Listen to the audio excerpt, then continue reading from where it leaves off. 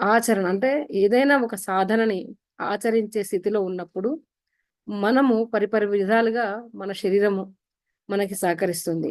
మన మనస్సు పరిపరి విధాలుగా సహకరిస్తుంది. మన బుద్ధి పరిపరి విధాలుగా పనిచేస్తుంది.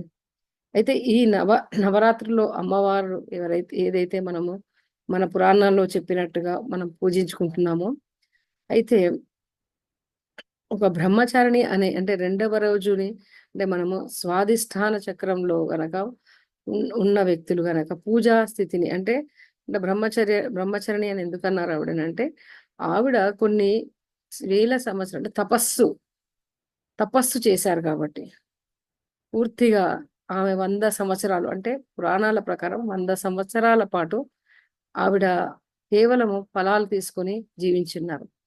ఆవిడ కొన్ని సంవత్సరాలు గడిచే కొద్దీ నిరాహారంతో ఉన్నారు.